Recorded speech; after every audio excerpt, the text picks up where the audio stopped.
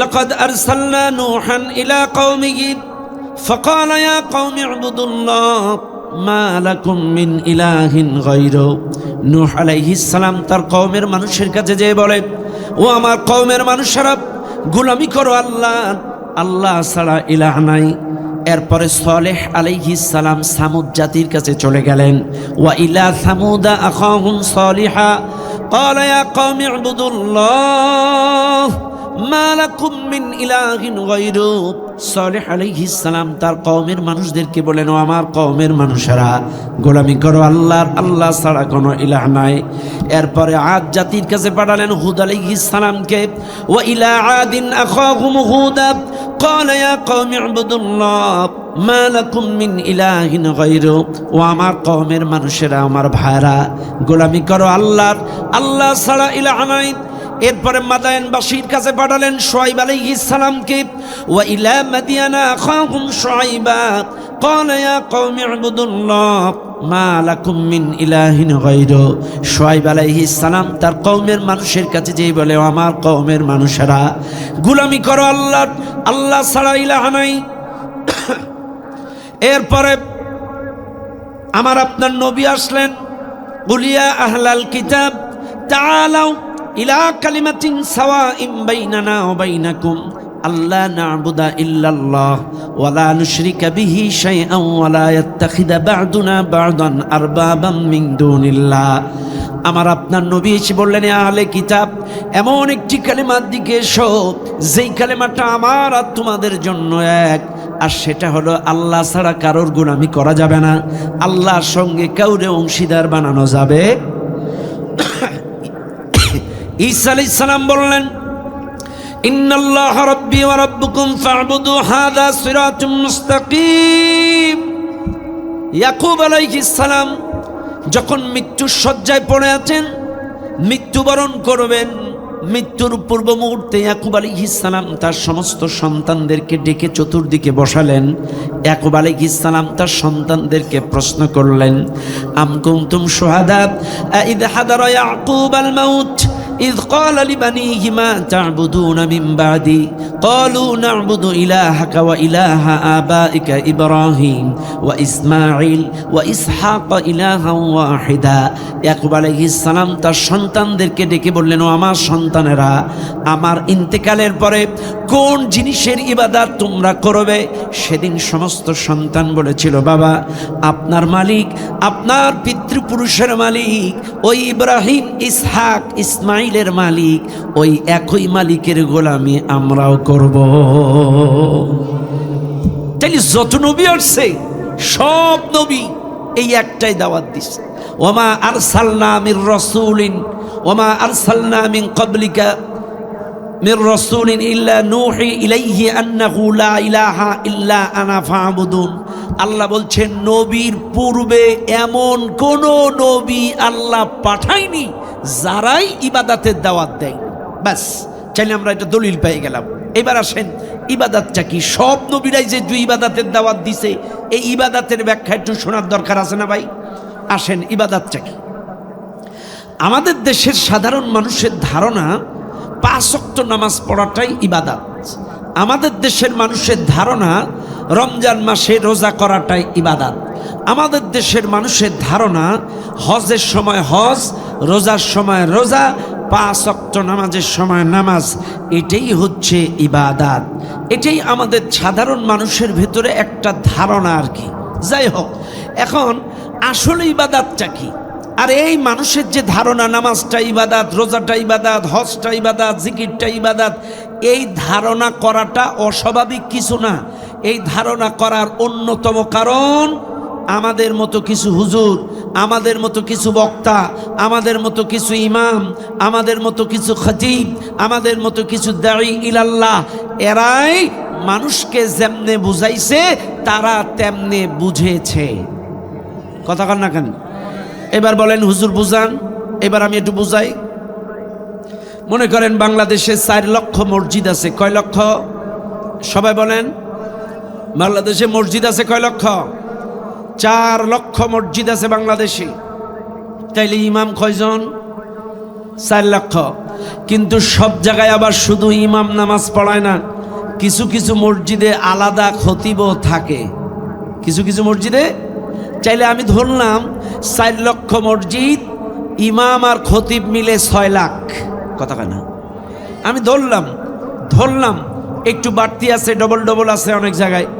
তাহলে এই 6 লক্ষ ইমাম আর খতিব, লক্ষ লক্ষ মাদ্রাসার প্রিন্সিপাল, সুপার, মহতামিম, শিক্ষক মণ্ডলী, আর আমাদের মতো বক্তা আছে দেশে প্রায় নবীন প্রবীণ দিয়ে 50,000।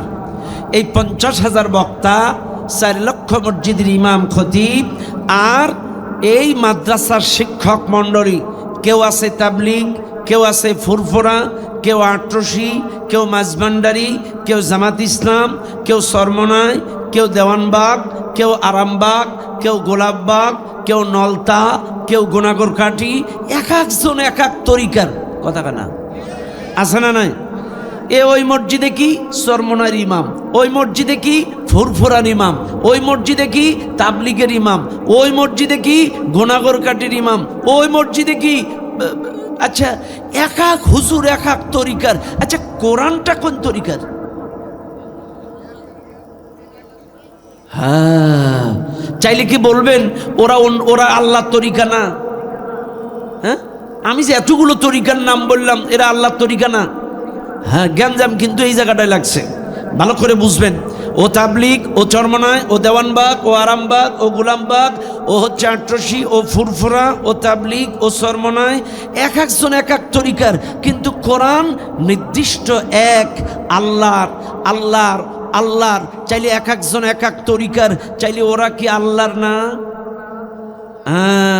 চাইলে ওরাও আল্লাহর দিকে ডাকে, কোরআনও আল্লাহর দিকে ডাকে, নবীও আল্লাহর দিকে ডেকেছে। কিন্তু যে হুজুর যেই তরিকার, কোরআনটাকে ব্যাখ্যা করে সেই তরিকার, কথা কানা। একটা হুজুর এসে ওয়াজ করলো 2 ঘন্টা, 2 ঘন্টা এমন ব্যাখ্যা করলো, পাবলিক মনে করে গোটা কোরআনটাই মনে হয় সরমনের। আর এক তরিকার হুজুর আসলো, এমন কায়দায় মনে তুলি দিয়ে দলীয় সিলসিলা মতাদর্শকে ব্যাখ্যা করে তার নিজের দিকে টেনে লম্বা করলো, পাবলিক মনে করে গোটা কোরআনটাই মনে হয় দেওয়ানবাগের, কথা কানা। তার মানে যে যেই তরিকার হুজুর, সেই দলীয় মতাদর্শ, তরিকার সেই মতাদর্শ, তার পীরের মতাদর্শ হাইলাইটস করে, কথা কানা। মাঝখানে পাবলিক পড়ে বিভ্রান্তি যে আসলে ইসলাম কত প্রকার, কথা কান্নাবাজি। পাবলিক মাঝখানে জগা খিচুড়ির মধ্যে পড়ে যায়, আসলে আরা যাইতাম কই। এখন আসেন তো, আপনাদের সলিউশন দেব যে আসলে কোন দিকে যাবেন। প্রত্যেকটা প্রশ্ন এবং জবাব উত্তর আমি আপনাদেরকে দিয়ে দিব, যদি আমার সঙ্গে শেষ অবধি আপনারা থাকেন। ভাই আমার সঙ্গে জবাব দেন তো, যে তরিকার হোক না কেন। ভাই আপনাদের শরীফুল ভাই বিয়ে করছেন কোন জায়গায়? পায়রাডাঙ্গা। শালা কয়টা আপনার? একটাই শালা, কথার কথা আমি এরকমই চাচ্ছিলাম আর কি, একটাই শালা, কথার কথা। উনি সিঙ্গাপুর থাকে, বিদেশ থাকে না, আচ্ছা। একটাই শালা সিঙ্গাপুর থেকে এসেছে 10 বছর পরে, শুনছে বোনের বিয়ে হয়েছে শরীফুল ভাইয়ের সাথে, আসছে নগরঘাটা গাবতলায় মাহফিলে বেড়াইতে। এখন শরীফুল ভাইয়ের হোম মিনিস্টার বলতেছে, যাও আমার ভাইটা 10 বছর পর সিঙ্গাপুর থেকে আসছে, বাজারের সবচাইতে বড় ইলিশ মাছটা বাড়ি আনো। কার অর্ডার? হোম মিনিস্টারের অর্ডার। এখন আমার ভাই গেছে বাজারে, বড় বাজারে, যে দেখে মাছের দোকান অনেক, কিন্তু এক দোকানেই খালি ইলিশ, কথা বুঝেন না? ইলিশ কয় দোকানে? এক দোকান ছাড়া কোনো দোকানে ইলিশ নাই, সব দোকানে মাছ আছে, কিন্তু ইলিশ এক দোকানে। হোম মিনিস্টারের অর্ডার কি? ইলিশ। এখন এক দোকানে যেহেতু মাছ, পচা হোক, বাসি হোক, ছোট হোক, খাটো হোক, বড় হোক, যাচাই করার সুযোগ নেই, কারণ এক দোকান ছাড়া মাছ। এন ভাই বাধ্য হয়ে ওই এক দোকানতে যাই হোক ওটাই নেওয়া লাগছে। কিন্তু আমার শরীফুল ভাই যদি বাজারে যেয়ে দেখতো অন্তত মিনিমাম 20 দোকানে মাছ আছে, তাহলে শরীফুল ভাইয়ের জন্য প্লাস পয়েন্ট। কোনটা ছোট, কোনটা বড়, কোনটা তাজা, কোনটা লম্বা, কোনটা বড়, কোনটা ডিমওয়ালা, কোনটা তেলওয়ালা, দেখে দেখে দেখে দেখে বেছে বেছে দেখে দেখে বেছে বেছে বেছে বেছে টিপে টিপে সবচাইতে ভালো মাছটাই বাড়ি আনতে পারত। কিন্তু যেহেতু এক দোকানে যাচাই করার সুযোগ নাই, কথা বুঝে নিয়েন ও মুসলমানেরা। আজকে যে ইসলামের নামে এতগুলো দল, এই সিলসিলা, ওই তরিকা, ওই মতাদর্শ, এ বলে ওর আকীদা ঠিক নেই, ও কাফের, ও ফাসিক, এতগুলো দল আমাদের দেশে, বিশ্বাস করেন এটা আমার আপনার জন্য প্লাস পয়েন্ট। আপনাদের বিবেক আছে, মনুষ্যত্ব আছে, টিপে টিপে বেছে বেছে বিবেক দিয়ে মনুষ্যত্ব দিয়ে যাচাই করেন কাদের দোকানে কোরআন আছে। কোরআন দিয়ে ডাকে কারা? কোরআনী সমাজ চাই কারা? কোরআনের আইন চাই কারা? কোরআনের রাষ্ট্র প্রতিষ্ঠার চেষ্টা করে কারা? আপনি দেখে দেখে বেছে বেছে কোরআনের দলটাই গ্রহণ করে নেন। যদি এক দোকানে ইসলাম থাকতো, যাচাই করার সুযোগ থাকতো না। 80 গুন্ডা ইসলামী দল হওয়ার কারণে, 80 গুন্ডা তরিকা মতাদর্শ হওয়ার কারণে আমার আপনার বিবেক আছে, মনুষ্যত্ব আছে। আল্লাহ বলেছে জান্নাতের রাস্তা কোরআনের রাস্তা, হুদাল্লিন নাস হাদা বায়ানুল লিন্নাস। কোরআনটাই সমস্ত মানুষের জন্য হেদায়েত, কোরআনটাই মানুষের জন্য উপদেশ, কোরআনটাই জান্নাতে যাওয়ার গাইডলাইন। তাই যদি হয় আপনি বেছে বেছে দেখে দেখে কোরআনটাই গ্রহণ করেন। কোরআন আছে যেখানে, কোরআন নাই যেখানে। কথা ক্লিয়ার? তুই যে তরিকার হোক সেটা তোর ব্যাপার, কিন্তু সব দোকানের মাছ আমি কিনবো না। এই দোকানে কি আছে? সব দোকানে কিন্তু কোরআন নেই। দেখবেন মিষ্টি মিষ্টি কথা বলে, কিন্তু মাগার কি নাই? কথা কেন ভুল বুঝছেন না? আল্লাহ বলছেন ইয়া আইয়ুহার রাসূল বাল্লিগ মা উনজিলা ইলাইকা মির রাব্বিক। হে রাসূল, আমি যে কিতাবটি নাজিল করেছি এই কিতাবের দাওয়াত মানুষের কাছে পৌঁছে দিয়ে মানুষকে রবের দিয়ে ডাকো। বাল্লাগা ইউবাল্লিগু মানে কি? পৌঁছে দেওয়া, পৌঁছানো। এখানে যারা আছেন শোনেন, আল্লাহ বলছেন আমি যে কিতাবটা নাজিল করেছি এই কিতাবের দাওয়াত পৌঁছে দাও, মানুষকে রবের দিকে ডাকো। ওয়া ইল্লাম তাফআল ফামা বাল্লাগতা রিসালাতা। যদি কোরআন দিয়ে না ডাকো তোমার রিসালাতের দায়িত্ব পালন হবে না, তোমাকে যেই উদ্দেশ্যে নবুয়তি দিয়েছি হক আদায় হবে না। ও মুসলমান, চাইলে কোরআন দিয়ে দাওয়াত না দিলে, না ডাকলে, সেটা যদি নবীওয়ালা দাওয়াত না হয়, আজকে যে যে তরিকার হোক না কেন সবাই কয় নবীওয়ালা দাওয়াত, কিন্তু নবীওয়ালা দাওয়াত হলো একমাত্র কেবলমাত্র কোরআনের দাওয়াত। আরো জোরে কথা ক্লিয়ার? ব্যাস। ও দুনিয়ার মানুষ, বোঝানোর জন্য বলছি, যে যেই তরিকার হুজুর সে সেই রকম ব্যাখ্যা করে। তার বাস্তব একটা উদাহরণ, এক তরিকার হুজুর মঞ্চে চলে আসলো, মঞ্চে এসে কানে হাত দিয়ে আয়াত তেলাওয়াত করলো, ওমা খলাকতুল জিন্না ওয়াল ইনসা ইল্লা লিয়াবুদুন। আল্লাহ জিন এবং ইনসানকে সৃষ্টি করেছি তার ইবাদতের জন্য। আসো নামাজ পড়ো, আসো নামাজ পড়ো। আয়াত পড়ছে ইবাদতের, আয়াত পড়ছে ইয়াবুদুন, অথচ 2 ঘন্টা ওয়াজ করে নামাজ নামাজ নামাজ নামাজ নামাজ নামাজ। নামাজ ব্যতীত উপায় নাই, নামাজ ব্যতীত জান্নাতে যাওয়া যাবে না। আয়াত পড়ছে ইয়াবুদুন, কিন্তু শুধুমাত্র কেবলমাত্র নামাজের ওয়াজ 2 ঘন্টা করলো। আর হুজুর এ কথাও বললো, যা করো করো করো করো, অন্তত নামাজটা পড়ো। কি করো? যা করো করো করো করো করো অন্তত। এই জন্য এদেশের মানুষ নামাজও পড়ে, সুদ খায়, নামাজও পড়ে, ঘুষ খায়, নামাজ পড়ে, দুর্নীতি করে, নামাজ পড়ে, মার্ডার করে, নামাজ পড়ে, দেশের টাকা বেগম পাড়ায়। কথা কন, শামীম উসমান কি নামাজি না বেনামাজি? আসতে কন কি? শুধু নামাজি না, ওই রকম বুজুর্গ নগরঘাটায় একটাও নেই। দৈনন্দিন 72 রাকাত তাহাজ্জুদ পড়তো। কয় রাকাত? আপনারা শোনেননি? শামীম ওসমান দৈনন্দিন 72 রাকাত তাহাজ্জুদ পড়তো। চাইলে এত তাহাজ্জুদ পড়লো, এই লোকটা দেশের টাকা বাইরে পাচার করলো। কারণ ওই যে হুজুর কইছে যা করো করো করো করো, কথা এই জন্য হারাম খাইছে, নামাজও পড়ছে। ওই যে হুজুর কইছে যা করো করো, কথা বুঝেন না আমার কথা? বোঝা যায়, বোঝা যায়। হ্যাঁ, এইবার আসেন, ম্যাডাম যিনি পালায় গেছে উনি কি নামাজি না বেনামাজি?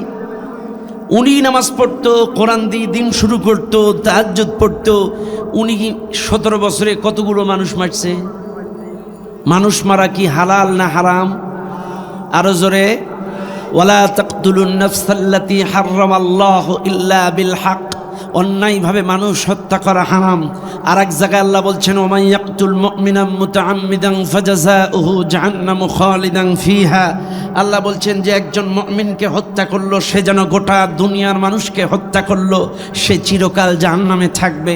শুনে নেন নগরঘাটার মানুষ, উনি তাহাজ্জুদ পড়ছে, কোরআন দিয়ে দিন শুরু করছে, 5 ওয়াক্ত নামাজ পড়ছে, অথচ 17 বছরে হাজার হাজার মার্ডার করছে। 57 জন সেনা কর্মকর্তা খুন, শাপলা চত্বরে খুন, জুলাই গণ অভ্যুত্থানে 1.5 থেকে 2,000 খুন, 17 বৎসরে দল বিরোধী দলের অসংখ্য মানুষকে খুন এবং গুম। শহীদ আল্লামা দিলওয়ার হোসেন সাঈদী রাহিমাহুল্লাহ থেকে শুরু করে মতিউর রহমান নিজামী, এরপরে সালাউদ্দিন কাদের চৌধুরী, ইলিয়াস সাহেব সহ এদেশের অসংখ্য মানুষকে খুন গুম করেছে, আবার নামাজও পড়ছে। কথা কথা, ওই যে হুজুর কইছে যা করো করো করো, এতগুলো মানুষ খুন করলো। এরপরেও আমাদের দেশের কিছু কপাল পোড়া হুজুর আছে, চাটুকারি দালাল, এরা বলে ম্যাডাম আপনি তো জান্নাতি। কি কয়? ম্যাডাম আপনি জান্নাতি। আমার বুঝে আসে না, কতগুলো খুন করলে জান্নাতের সার্টিফিকেট পাওয়া যায়? কথা খারাপ লাগছে আপনাদের? কষ্ট পাচ্ছেন আপনারা? আমার কথায় কষ্ট নিয়েন না বাপ। কে কোন দল করেন জানি না, তবে সত্যকে সত্য, মিথ্যাকে মিথ্যা বলতে হবে। একটা দলের সবাই খারাপ হয়, খারাপ হয়। বোঝার চেষ্টা করেন কথাগুলো, প্রত্যেকটা কথা মনোযোগ দিয়ে খেয়াল করেন। চাইলে মনে রাখবেন, ও মুসলমান, হুজুর ওয়াজ করলো নামাজের, যা করো করো নামাজ পড়ো। এই জন্য পাবলিক মনে করে যাই করি, সুদ খাই, ঘুষ খাই, দুর্নীতি করি, যেই টাকায় পাচার করি, নামাজ তো পড়ি। কথা কানা, নামাজ পড়ি না? নামাজ পড়ি। আহা, চাইলে এক হুজুরের ওয়াজ, 2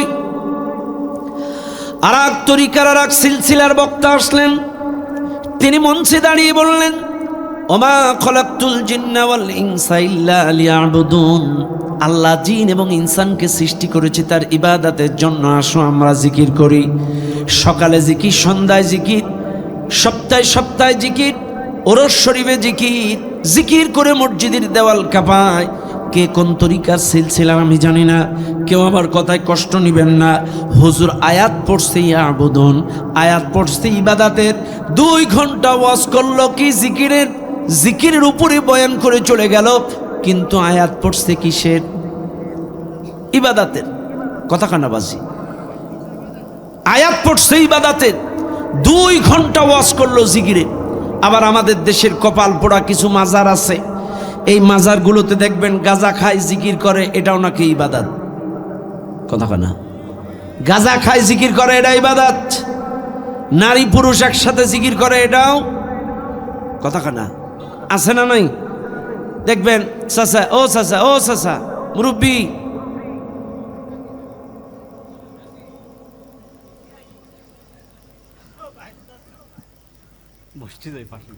হ্যাঁ, আমার কথা কি আপনাদের কষ্ট হচ্ছে?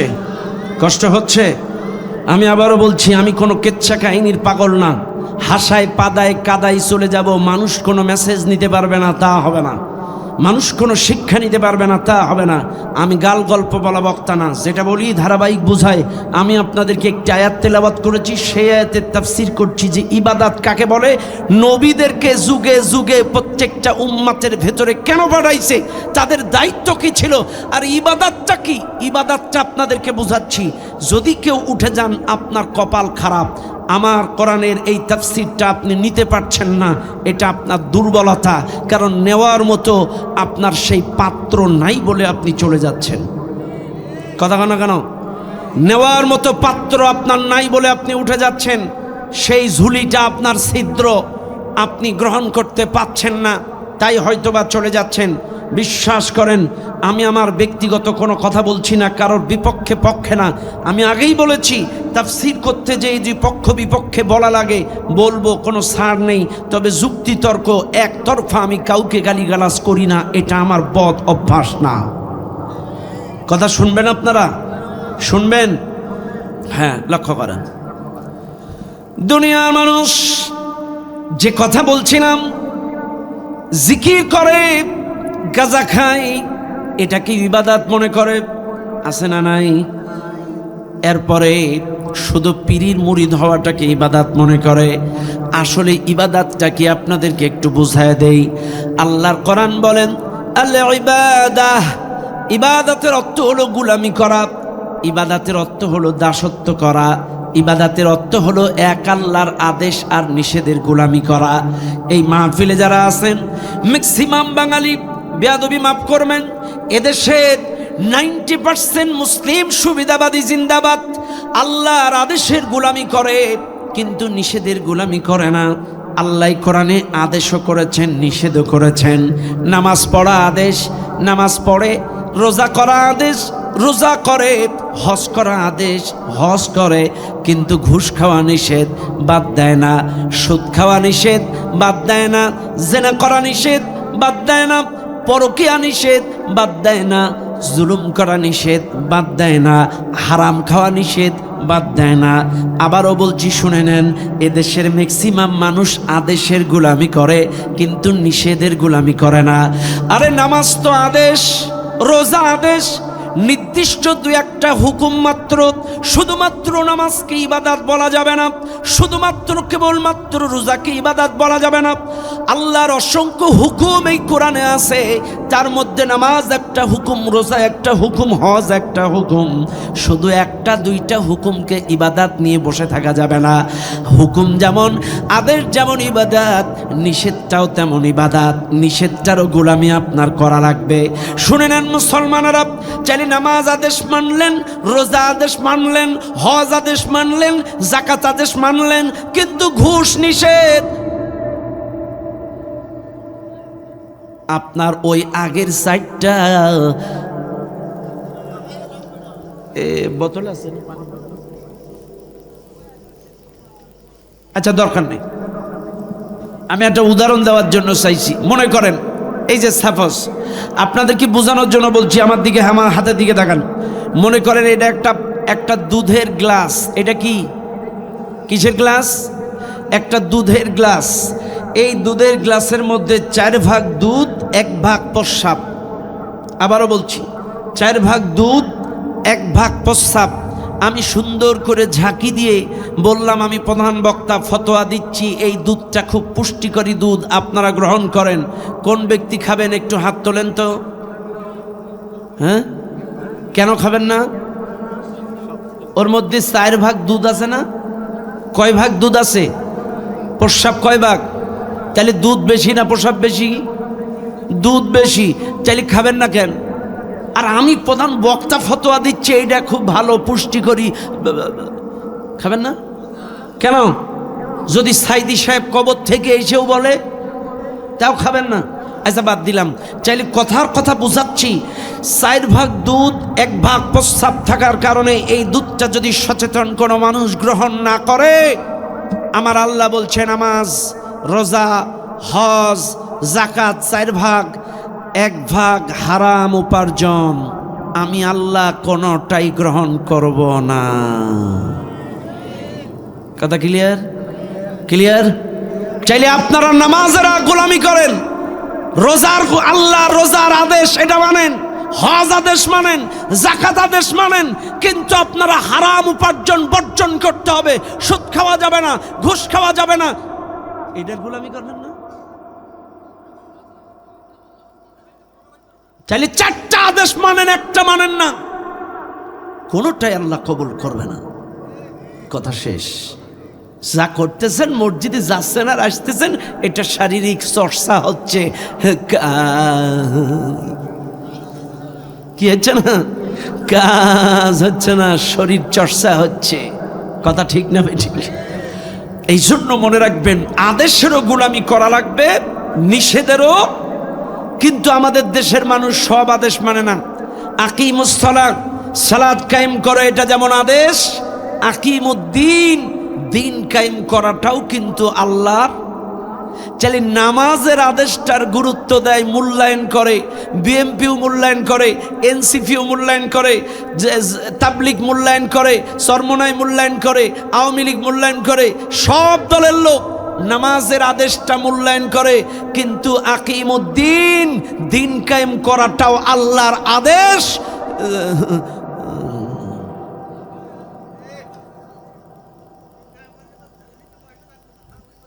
বলে নবীরা করে নাই, কথা কান্নাবাজি, নবীরা করে নাই। এখন আসেন দিন কি, সংক্ষিপ্ত বুঝাই। আপনারা বলছেন দিন কায়েম করতে গেলে পকেটে পয়সা থাকবে না। এ ভাই, এবার আমার সঙ্গে জবাব দেন। ইন্নাল্লাহ হাশতারা মিনাল মুমিনিনা আনফুসাহুম ওয়া আমওয়ালাহুম বিআন্না লাহুমুল জান্নাহ। আল্লাহ বলছে কোরআনুল কারীমে, মুমিনের জানমাল আমি আল্লাহ ক্রয় করে নিয়েছি জান্নাতের বিনিময়ে। কিসের বিনিময়ে? সবাই বলেন, কিসের বিনিময়ে? এবার আসেন, চাইলে আল্লাহ বলছে যারা মুমিন তাদের জান মাল আমি আল্লাহ জান্নাতের বিনিময়ে কিনে নিয়েছি। এবার আসেন, আপনি 60, 70, 80 বছর যতদিন বাঁচবেন, আপনার জানও আপনার না, আপনার ব্যাংক ব্যালেন্স, সম্পত্তি, মালও আপনার না, কারণ এটা বিক্রি হয়ে গেছে জান্নাতের বিনিময়ে। যদি আপনি ইমানদার হন, যদি আপনি মুমিন হন, জান্নাতের বিনিময়ে আল্লাহর সাথে লেনদেন হয়ে গেছে। তাই আল্লাহর সাথে যদি ডিল হয়ে যায়, যার সাথে কন্ট্রাক্ট হয়ে গেল, চাইলে এই জানও আপনার না, মালও আপনার না, আপনি পুষে পুষে রাখবেন, দেবেন না তো কি করবেন? কথা কানাবাজি, কথা বুঝেন না আপনারা? চাইলে আপনি আমি 60-70 বছরের জন্য পাহারাদার, আপনি আমি 60-70 বছরের জন্য এই জান আর মালের পাহারাদার, সিকিউরিটি। যদি এই জান দিয়ে শ্রম দিতে হয়, কষ্ট করতে হয়, রক্ত দিতে হয়, সেটা কেবলমাত্র ওই আল্লাহর জন্য দেওয়া লাগবে। আর মালও যদি দেওয়া লাগে, সেটাও শুধুমাত্র আল্লাহ কেন্দ্রিক, ইসলাম কেন্দ্রিক, দিন কেন্দ্রিক দেওয়া লাগবে। কারণ এটা আপনার না, এটা আল্লাহ কিনে নিয়েছে। তাই যদি হয়, চাইলে প্রত্যেকটা মানুষ, আপনি আমি সিকিউরিটি, পাহারাদার। আল্লাহ দিয়েছে, আল্লাহর রাস্তায় খরচ করা লাগবে। শোনেন, এই মাহফিলে যারা আছেন, বুকে হাত দিয়ে একটাবার জবাব দেন, ও মুসলমান, আপনার 3.5 হাত দেহ দিছে কে? জোরে কন কে? হ্যাঁ, আল্লাহ দিছে। আল্লাযী খালাকাকুম, তোমাদেরকে সৃষ্টি করেছি আমি আল্লাহ। এই যে বসে আছেন জমিনে, বিছানাটা দিছে কে? আল্লাযী জাআলা লাকুমুল আরদা ফিরাশা, এই জমিনটাকে বিছানা বানাইছি আমি আল্লাহ। এরপরে ওয়াস সামাআ বিনাআ, আসমানটাকে ছাদ বানিয়েছি আমি আল্লাহ। ওয়া আনজালা মিনাস সামাই মাআ, আসমান থেকে বৃষ্টি বর্ষণ করি আমি আল্লাহ।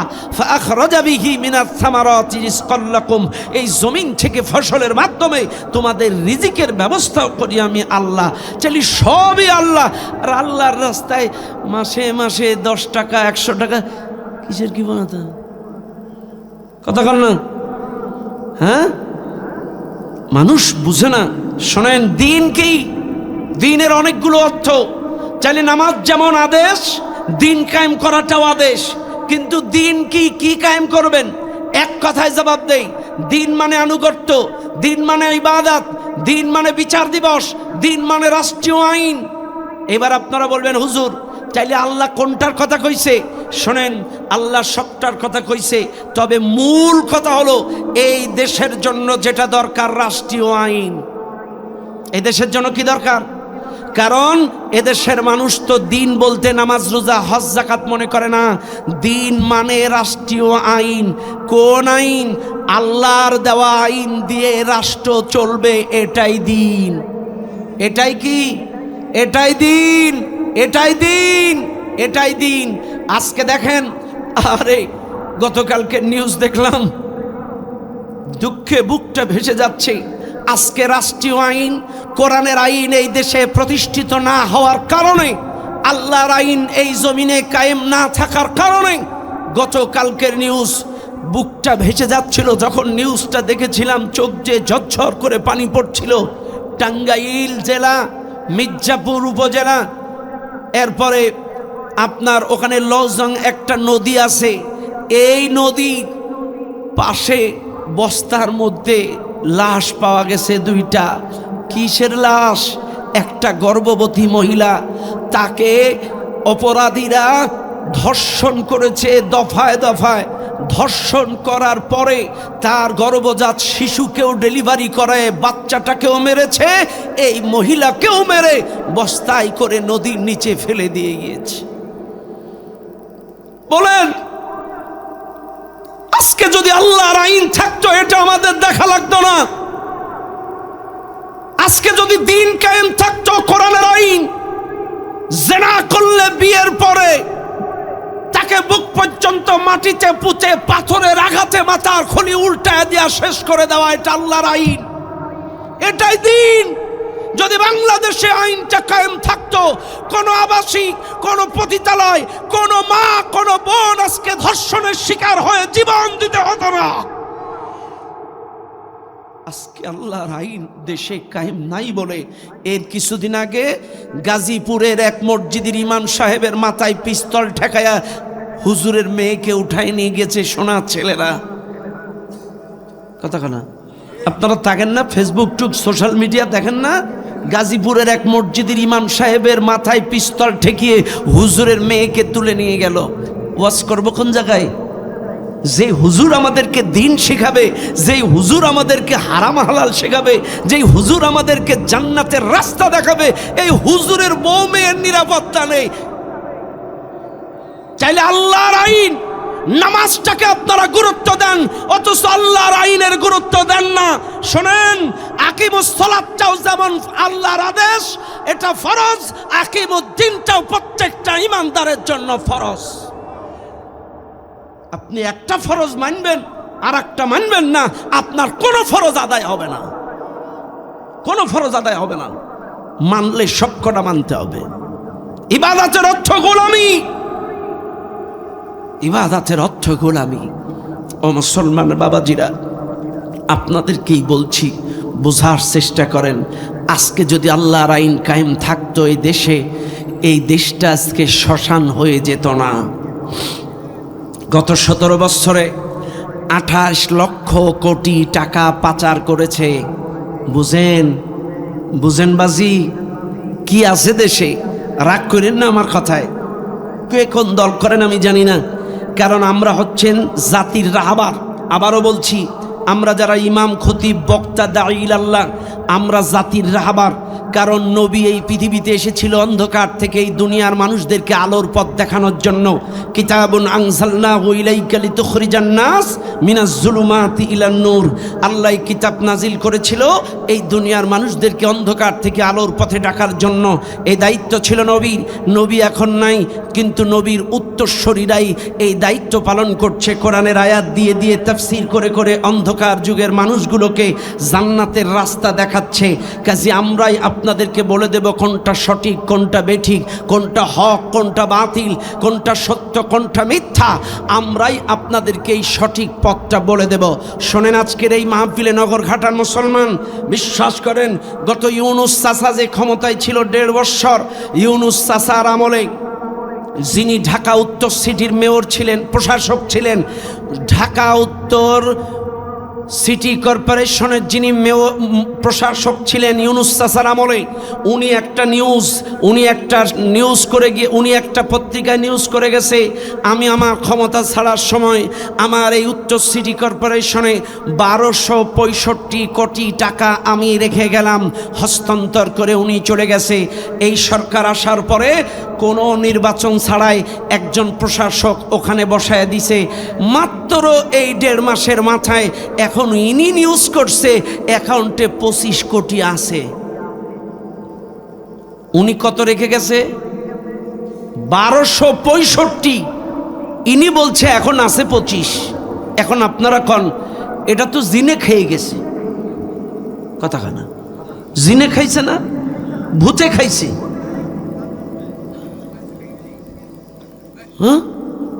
আশ্চর্য কথা, কে খাইছে? শোনেন, আজকে যদি কোরআনের আইন এই দেশে থাকতো, আল্লাহর দ্বীন যদি কায়েম থাকতো, চুরি করলে হাত কাটা, আস-সারিকু আস-সারিকাতু, চোর চুরি করলে চোরের হাত কেটে দাও। তাইলে এই হাত কাটার আইন যদি বাংলাদেশে কায়েম হতো, ছোট চোর বড় চোর, রাস্তা চোর ব্রিজ চোর, সাইকেল চোর কালভার্ট চোর, সব চোরের যখন হাত কাটা যেত, পরের দিন থেকে সব ভালো হয়ে যেত। কথা কানা কেন? মনের দুঃখে কথাগুলো বলছি। মালয়েশিয়া স্বাধীন হয়েছে 1963 সালে, বাংলাদেশ স্বাধীন হয়েছে 1971 সালে। 7 বছরের ডিফারেন্স। ও মুরব্বী, এই যে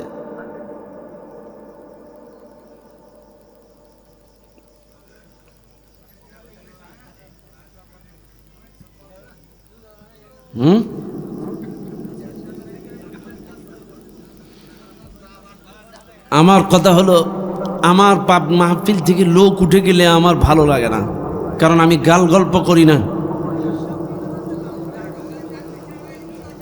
ও বাবা, কষ্ট পাচ্ছেন আপনারা? কতক্ষণ আছেন আমার সাথে?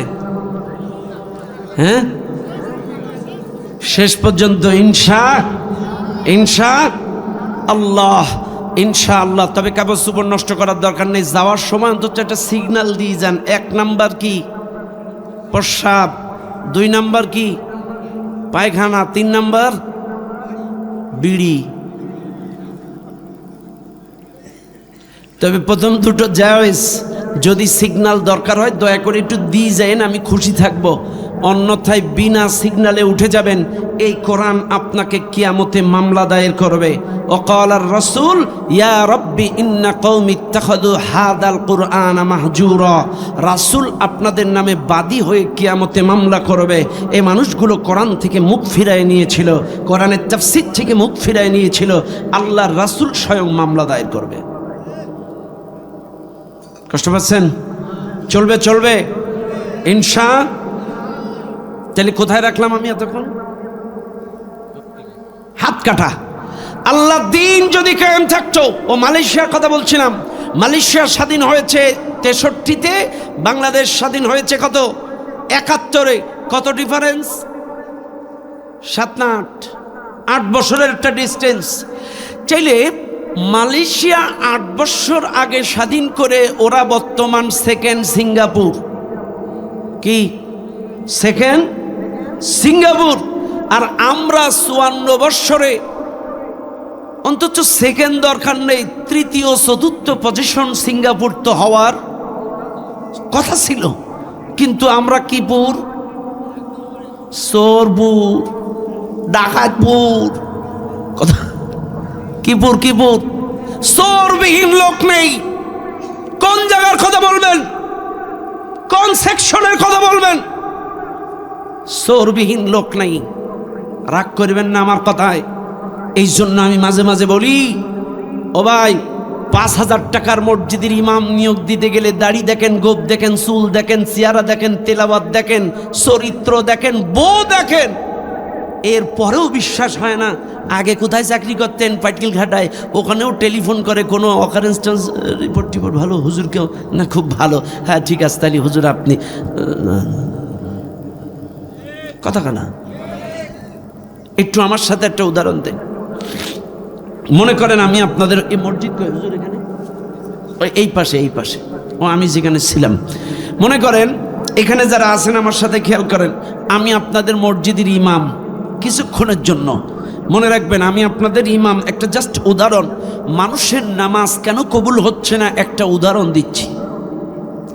আমি আপনাদের এখন ঈশান নামাজ পড়ব, আপনারা আমার মুসল্লি, আমার সাথে আপনারা নামাজ পড়বেন, ঠিক আছে? জাস্ট একটা উদাহরণ, দেখি কেমন চালাক মুসল্লি পরীক্ষা হবে। আমি নামাজ পড়াচ্ছি, আপনারা পড়তেছেন, কথার কথা জাস্ট আল্লাহু আকবার। আলহামদুলিল্লাহ রাব্বিল আলামিন আর রহমানির রহিম মালিকি ইয়াউমিদ্দিন ইহদিনাস সিরাতাল মুস্তাকিম সিরাত। ভুল হইছে? বাবা ভালো অ্যাক্টিভ মুসল্লি। ইমাম যদি ভুল করে মুসল্লিদের কাম কি? কেমনে দিবে লুকমা? আল্লাহ আকবার। কোথাও কোথাও আসছে সুবহানাল্লাহ। কোন ইমাম বলেছেন এরকম এক সাইডে বাজাতে, এক এক মাসলা এক এক ইমাম এক এক রকম বুঝাইছেন। যাই হোক, আপনারা লুকমা দিলেন, আমি সৌসিজদা দিয়ে শুধরায়া গেলাম।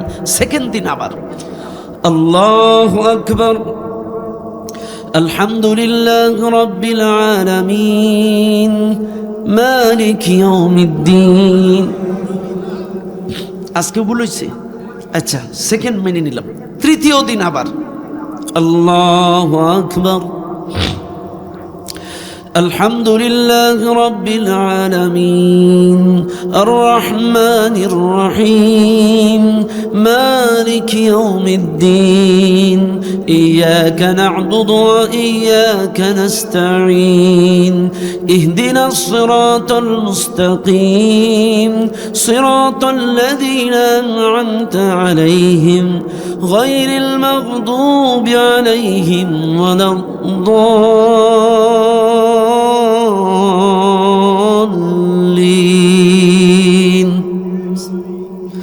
قل هو الله أحد لم يلد ولم يولد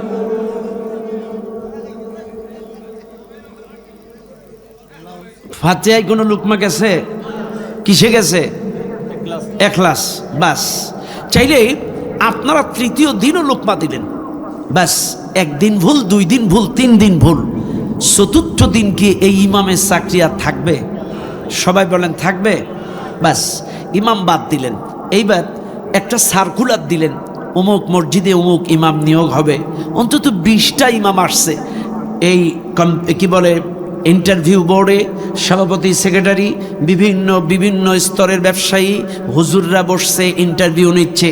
এই 5,000 টাকার বেতনের ইমাম নিয়োগ দিতে যে দাড়ি, গোব, চোখ, সিয়ারা, তার তেলাওয়াত, তার আলেম, তার জ্ঞান, গরিমা, ফেকা, ফতোয়া, 14 গোষ্ঠী নারী নক্ষত্র মাথার থেকে পাও পর্যন্ত চূর্ণ চূর্ণ করে খুঁজে একজন পরবর্তীতে ভালো ইমাম নিয়োগ দিলেন।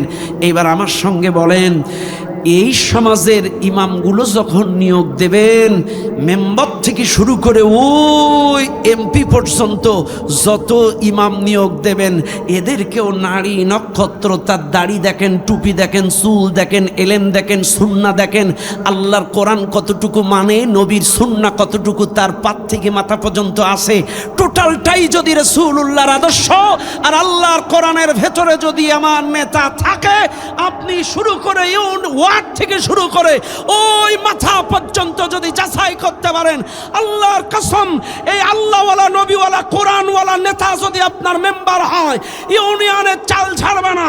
আল্লাহওয়ালা কোরআনওয়ালা নবীওয়ালা লোকটা যদি আপনার এলাকার চেয়ারম্যান হয়, জনগণের চাউল ছাড়বে না।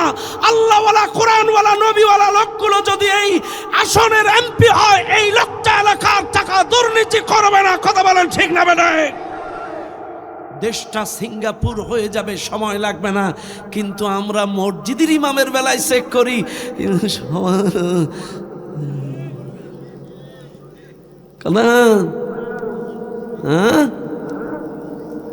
আশ্চর্য কথা, সব ক্ষেত্রে আপনাকে যাচাই করা লাগবে। কতক্ষণ ঠিক না বেঠিক? ও দুনিয়ার মুসলমানেরা, আপনি কাকে সাপোর্ট করছেন, কাকে প্রতিনিধি বানাচ্ছেন? যদি আল্লাহওয়ালা, কোরআনওয়ালা, নবীওয়ালা সৎ ব্যক্তি ভিত্তিটা যদি হয়, চাইলে এই লোকটা দুর্নীতি করবে না, চুরি করবে না।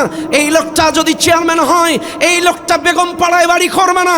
এই লোকটা যদি এমপি হয়, এই লোকটা দেশের টাকা বাইরে পাচার করবে না। তাহলেই এই দেশটা সিঙ্গাপুর হয়ে যাবে, চুরি বন্ধ হয়ে যাবে, দুর্নীতি বন্ধ হয়ে যাবে। সাথে সাথে কোরআনের আইন যদি চালু হয়, ওই যে সৎলোকের শাসন আল্লাহর আইন, সৎলোকের শাসন আল্লাহর আইন, দুটোটাই লাগবে। আপনার প্রতিনিধি সৎ হওয়া লাগবে, সাথে আল্লাহর আইন লাগবে। দুটোটা যদি এক হয়ে যায়, এই দেশ পরিবর্তন হবে।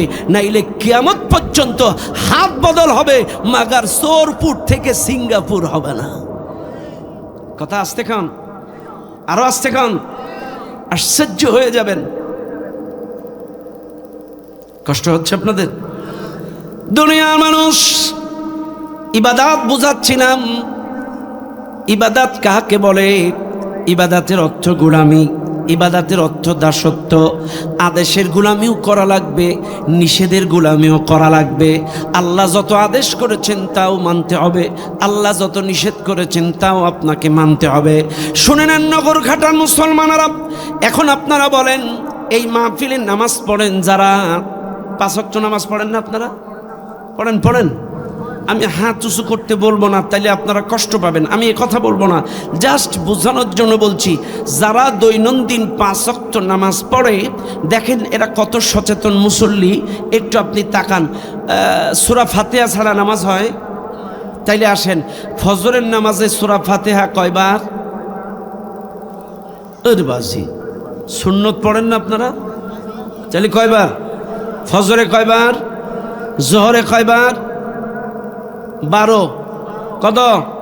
তাহলে 4 আর 12 16। আসরে কয়বার? 4 না, আসরে 8। কিন্তু অনেকে এই 4 পড়ে না, কারণ ওই সুন্নাতটা এত দামি সুন্নাত না। কথা কেনা? চাইলে আসরে 8, চাইলে 16 আর 8 24। মাগরিবে কত? 7। 24 আর 7 কত?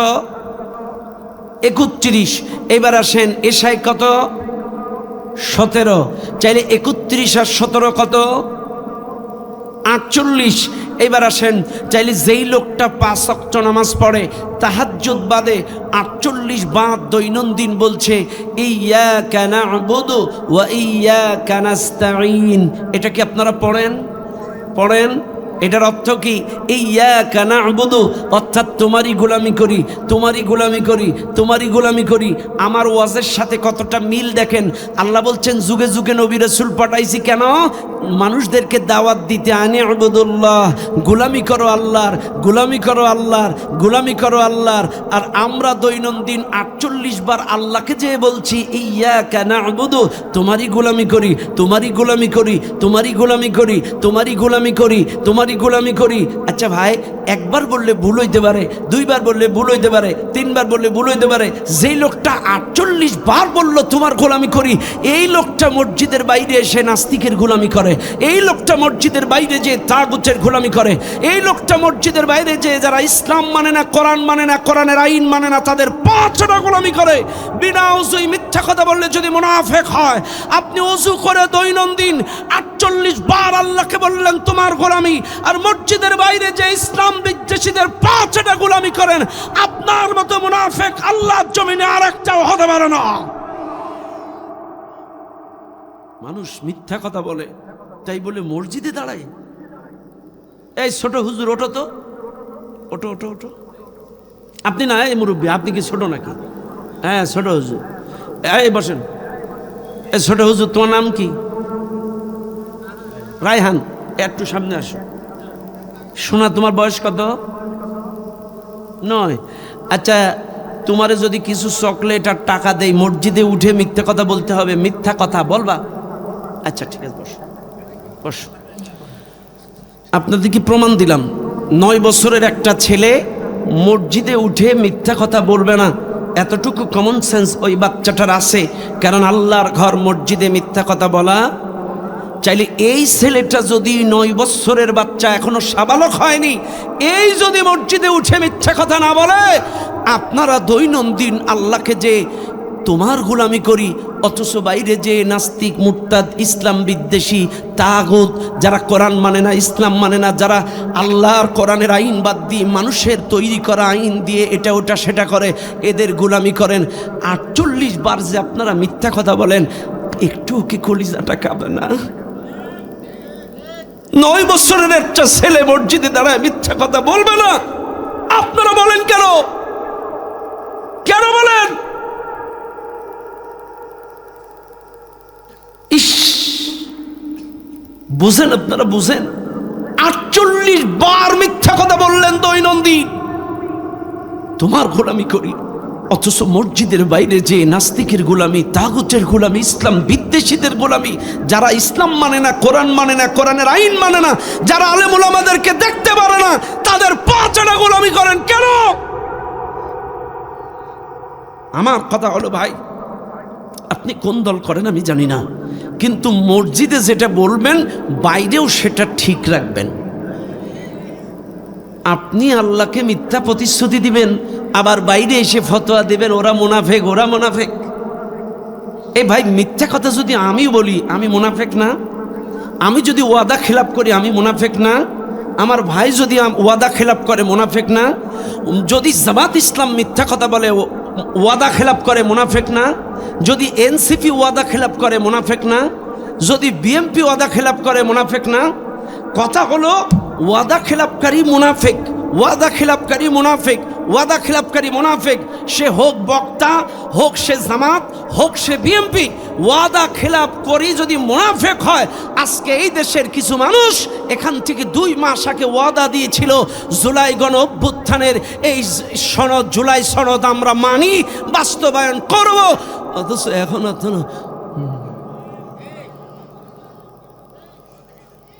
আসতে কন, আরো আসতে কন। ওরা কিন্তু ইমানদার, ওরা কি?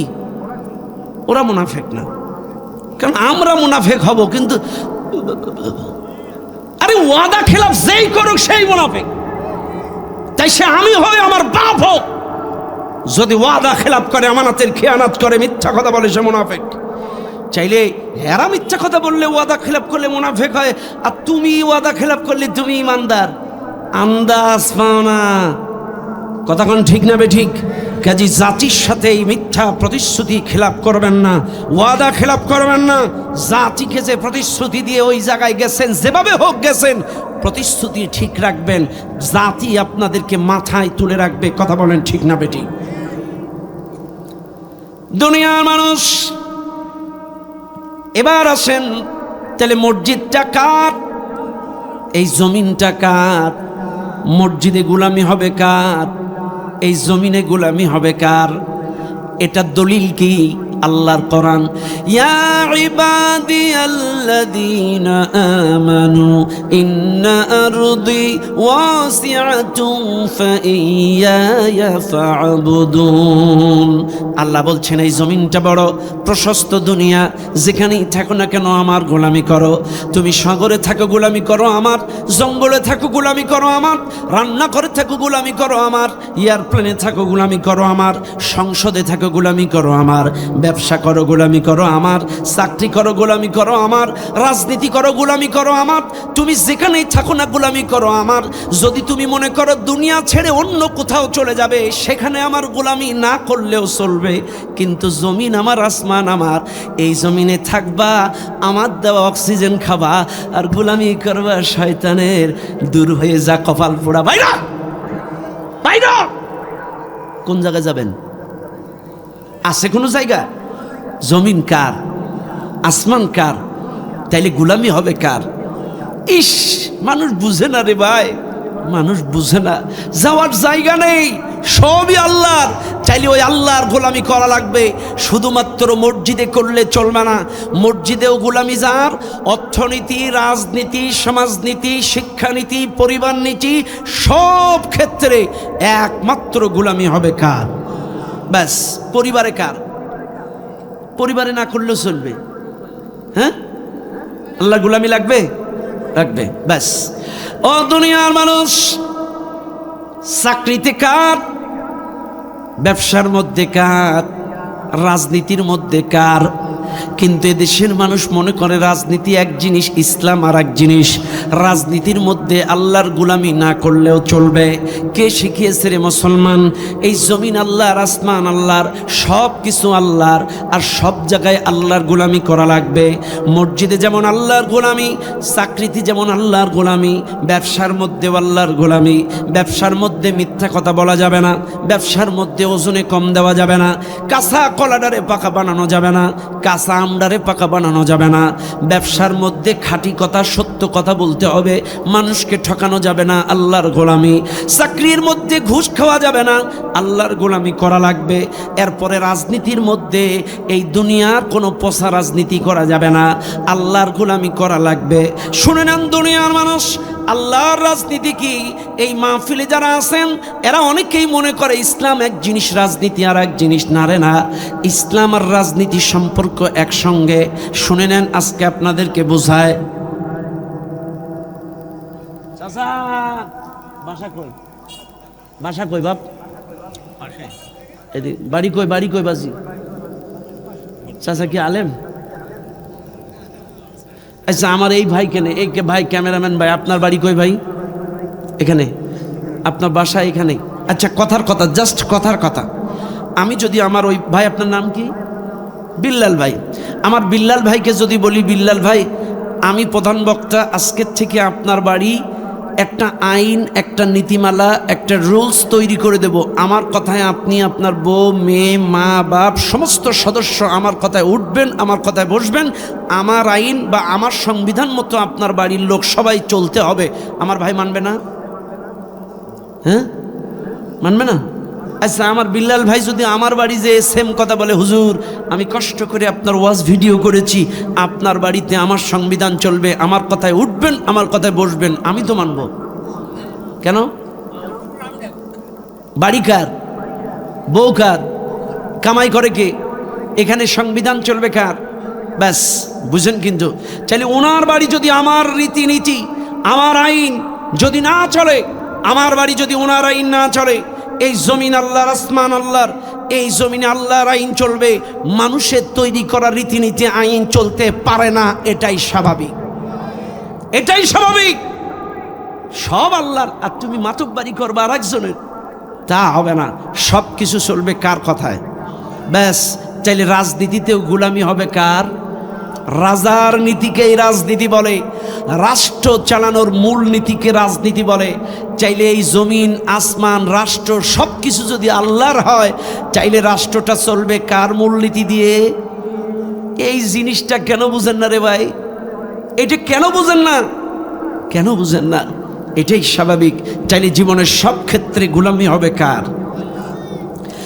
এবার আসেন, আল্লাহ নবীরা যুগে যুগে মানুষদেরকে দাওয়াত দিয়েছে, আনি আবুদুল্লাহ, গোলামি করো আল্লাহর, ওয়াজিতানিবুত তাগুত, বর্জন করো তাগুত। এবার আসেন, তাগুত কাকে বলে একটু ধারণা দেই। এই মাহফিলে যারা আছেন, এতক্ষণ আপনাদেরকে ইবাদত বুঝালাম, ইবাদতের অর্থ গোলামি বুঝালাম, আর এই ইবাদত কোথায় কোথায় করবেন তাও বুঝালাম। এইবার আসেন, আপনাদেরকে একটু বোঝায় তাগুতকে আল্লাহ কেন বর্জন করতে বলল। আল্লাহর গোলামি মেনে নিলাম, কিন্তু তাগুত কি আর তাগুতকে কেন বর্জন করা লাগবে, এই বিষয়টাও একটু আমাদেরকে ধারণা দেন।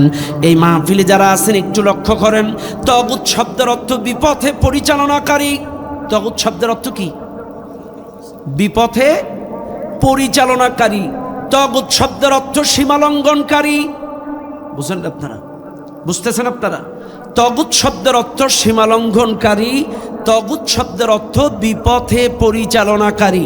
চাই সে মানুষ হোক, শয়তান হোক, কাফের হোক, ইহুদি হোক, আর যে হোক, আল্লাহর পথ ব্যতীত, কোরআনের পথ ব্যতীত, জান্নাতের পথ ব্যতীত বিপথে পরিচালনাকারী তাগুত। কতখানা? সীমালঙ্ঘনকারী তাগুত। এবার সীমালঙ্ঘনকারীকে আল্লাহ ভালোবাসে না। ইন্নাল্লাহা লা ইউহিব্বুল মু'তাদিন, আমি আল্লাহ সীমালঙ্ঘনকারীকে ভালোবাসি না। এই মাহফিলে যারা আছেন আমার সঙ্গে একটু জবাব দেন। আমি আবারও একটু ফুটবল খেলায় যাচ্ছি, ওই যে মনে আছে ফার্স্টে কইছিলাম, খেয়াল আছে আপনাদের? আবার একটু ফুটবল খেলায় নিয়ে যাই। ভাই ফুটবল খেলা যখন টুর্নামেন্ট হয় দেখবেন দুই পাশে দুই লাইসম্যান, মাঝখানে একটা রেফারি থাকে। ফুটবল নিয়ন্ত্রণ সংস্থা থেকে একটি রুলস করে দিয়েছে, দুই দলের 11 দুনো 22টা প্লেয়ার, দুইটো প্লেয়ার থাকবে দুই বারপোষের ভেতরে, 20টা প্লেয়ার মাঝখানের মধ্যে লড়াই করবে। এই 20টা প্লেয়ার লড়াই করতে করতে সম্মিলিতভাবে 20 জনের ভেতর থেকে যদি বিরোধী দলের গোলে একটা গোল ঢুকায়া দেয়, এই গোলটার রিসিভ হয়, কাউন্ট হয়, অ্যাকসেপ্ট হয়। কিন্তু যদি বিরোধী দলের প্লেয়ার যারা গোল দিবে এরা যদি হঠাৎ করে এই 20 জনকে অতিক্রম করে ওরা যদি একজন আগায় চলে যায় ওদের সীমানার দিকে, চাইলে এটা কি সাইড? আরো আসতে কন, আরো আসতে কন। আর এই অফসাইড হয়ে যদি গোল দেয়, গোল কি রিসিভ হয়, কাউন্ট হয়, অ্যাকসেপ্ট হয়? বাচ, কথা কিন্তু ক্লিয়ার। যদি সীমা অতিক্রম করে সবলের ভেতর থেকে যদি আগে চলে যায়, এক কথায় বাপের আগে হাঁটে, আগে চলে গিয়ে গোল দিলে যদি গোল না হয়, আমার আল্লাহ বলছে তোমাদেরকে দুনিয়ায় সৃষ্টি করার পরে আমিও একটা সীমা রেখা দিয়েছি, একটার নাম আল কোরআন আর একটার নাম আল হাদিস। এই সীমা রেখা অতিক্রম করে যারা সামনে যাবে, এদের সমস্ত ইবাদত, এদের নামাজ, এদের রোজা, এদের হজ, এদের রাজনীতি যদি কোরআন সুন্নাহর সীমা রেখার ভেতরে না থেকে যদি সামনে অতিক্রম করে, কি সাইড? আর অফ সাইড হলে আল্লাহ আপনার কোনো কিছুই কবুল। ও শেষ। কথা ক্লিয়ার না? কথা ক্লিয়ার? এর চাইতে সহজ উদাহরণ আমার কাছে নাই। চাইলে কোরআন সুন্নাহ বাদ দিয়ে যদি রাজনীতি হয়, অফসাইড। কোরআন সুন্নাহ বাদ দিয়ে যদি নামাজ হয়, অফসাইড। কোরআন সুন্নাহ বাদ দিয়ে যদি ব্যবসা হয়, অফসাইড। কোরআন সুন্নাহ বাদ দিয়ে যদি চাকরি হয়, অফসাইড। কোরআন সুন্নাহ বাদ দিয়ে যদি আপনার বিবাহ হয়, অফসাইড। আজকে ম্যাক্সিমাম মুসলিম বিবাহ, যখন মুসলিম বাড়িতে বিবাহ হয়, আল্লাহর রাসূল বলছেন যে এই বাড়িতে বিবাহে খরচ কম, আল্লাহর রহমত বেশি। সুবহানাল্লাহ না? খরচ কম, আল্লাহর রহমত বেশি। সুন্নাত তরিকায় বিয়ে হবে, ছেলে আসবে, ছেলের গার্জিয়ান আসবে, মেয়ের বাবার কাছে প্রস্তাব দিয়ে বাবা রাজি হবে, কবুল কবুল খুতবা দিবে, ব্যাস দোয়া হবে, বিশেষ। কিন্তু কপাল পোড়া এমন কোন মুসলিম বাড়ি নেই বিয়ে 3 দিন আগের থেকে ডিজে গান বাজে। কথা কানা, কথা কানা। চাইলে এটা কি কোরআন সুন্নাহর ভেতরে হলো না বাইরে হলো? চাইলে ওই বিয়েটা কি সাইড? অফসাইড। কথা কানা, কথা কানা বাজি। কথা ঠিক আছে? চাইলে সব কিছু কোরআন সুন্নাহর ভেতর থেকে যদি হয়, এটা আল্লাহ কবুল করবে। আজ যদি সীমা অতিক্রম করেন, ব্যাস। তাইলে এইবার আসেন, এটা তগুত, সীমা লঙ্ঘনকারী তগুত, সীমা অতিক্রমকারী তগুত, মানুষকে বিপথে পরিচালনাকারী তগুত। এ আর দরকার নেই, 12:30 বাজে। কি? হ্যাঁ হ্যাঁ, এখনো? কালকে ধান কাটতে যে যদি হাতে পোষ লাগে, ঘুমের টালে দোষ সব আমার। কালকে বানবে, কাটা শেষ।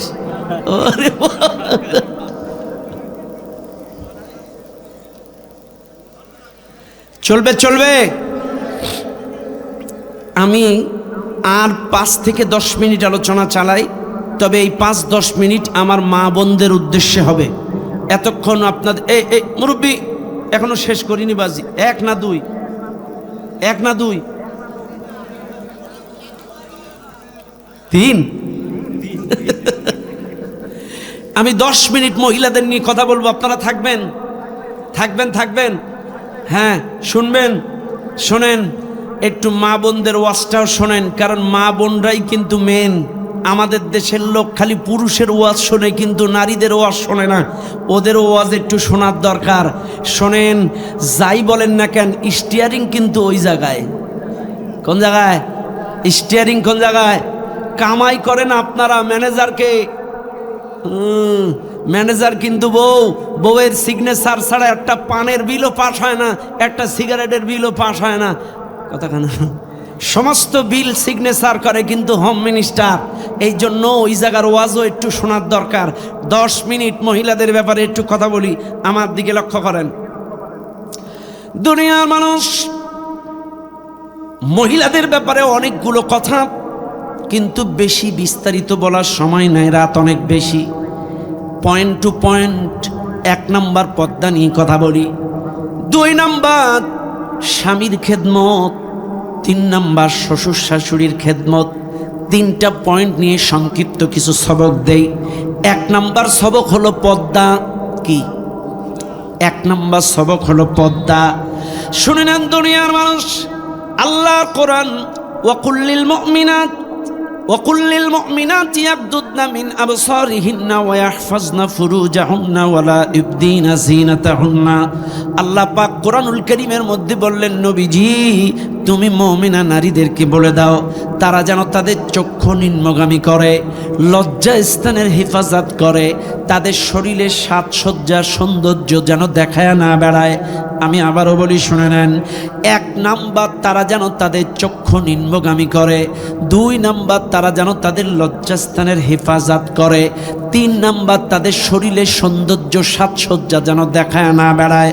এবার প্রশ্ন আসতে পারে, 3টা জিনিসের ব্যাখ্যা দেন। 1 নাম্বার, নারীরা যখন বাইরে বের হবে, অর্থাৎ মাহরাম পুরুষ ছাড়া, 14 জন মাহরাম ছাড়া বাদ বাকি যত মানুষ থাকবে সবার সামনে চক্ষুটা নিম্নগামী করে, সরাসরি তাদের দিকে তাকাবে না। ও দুনিয়ার মানুষ, সরাসরি তাদের দিকে নজর করবে না, কোনো বেগানা পুরুষের দিকে তাকাবে না, কোনো পর পুরুষের দিকে তাকাবে না, রাস্তা দিয়ে চলার সময় চক্ষু নিম্নগামী করে চলবে। ও মুসলমানেরা, 2 নাম্বার লজ্জাস্থানের হেফাজত করবে। লজ্জাস্থান বলতে কি বোঝায় আপনারা সবাই বুঝেন। তাদের বুকের হেফাজত করবে, মুখের হেফাজত করবে, তাদের লজ্জাস্থানের হেফাজত করবে, এগুলো সংরক্ষণ করবে। এটা আপনাদের কাছে আমানত। এইবার আসেন 3 নাম্বার, তাদের শরীরের সৌন্দর্য, সুন্দর অংশ যেন দেখায় না বেড়ায়। ওয়ালা ইবদিনা যিনাতাহুন্না। এবার প্রশ্ন আসতে পারে, হুজুর একটু বুঝায় দেন। মনে রাখবেন, শরীরের সৌন্দর্য, সুন্দর অংশ বলতে কি বোঝায়? 1, শরীরের সুন্দর অংশ বলতে একটা প্রাপ্তবয়স্কা নারী সাবালিকা হওয়ার পরে একটা প্রাপ্তবয়স্কা নারী সুন্দর অংশ তার চেহারা, তার সুন্দর অংশ তার বুক, তার সুন্দর অংশ পেট, তার সুন্দর অংশ পিঠ, এটা হলো আকর্ষণীয় স্থান। এইবার আসেন, ইসলাম বলছে এগুলো যেন দেখায় না বেড়ায়।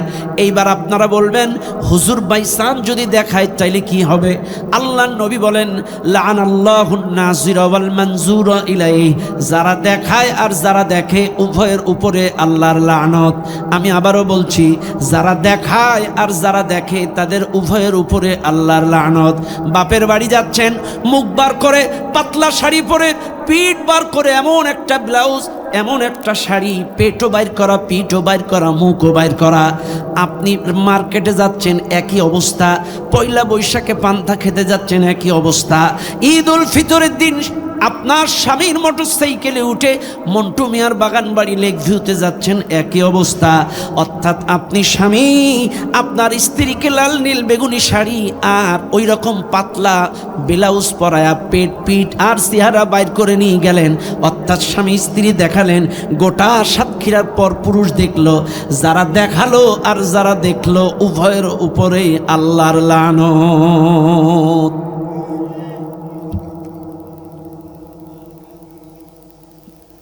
যারা দেখায়, যারা দেখে, ইস মানুষ বুঝে না রে। আপনি বাবা, আপনার মেয়েটার একটা জামা কিনে দিছেন, এমন তার মুখও বাইর করা, বুকও বাইর করা, পিঠও বাইর করা।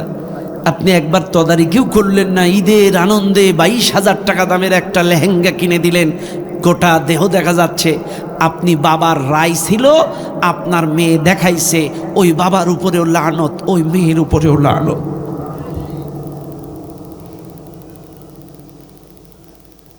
কষ্ট লাগছে আপনাদের? ইস, ওই স্বামী, ওই বাবা, ওই ভাই যদি তার বোনকে, তার স্ত্রীকে, তার মেয়েকে হেফাজত না করে, ওদের উপরে লানত। এবার আসেন, পর্দার গুরুত্ব বুঝাই। মনে রাখবেন, পর্দা কাকে বলে? এমন ভাবে আপনি হিজাব পরবেন, এমন ভাবে পর্দা করবেন, ইয়া বানি আদম কদ আনজালনা আলাইকুম লিবাসান ইউয়ারি সাওআতিকুম ওয়া রিশা ওয়া লিবাসুত তাকওয়া। আল্লাহ বলছেন, হে বনি আদম, আমি কি তোমাদের জন্য এমন কোনো পোশাক পাঠাই নাই, অবতীর্ণ করি নাই যে পোশাক দিয়ে তোমাদের লজ্জাস্থানের হেফাজত করা যায়? ও দুনিয়ার মানুষ, তোমাদের গোটা শরীরটা আবৃত করা যায়।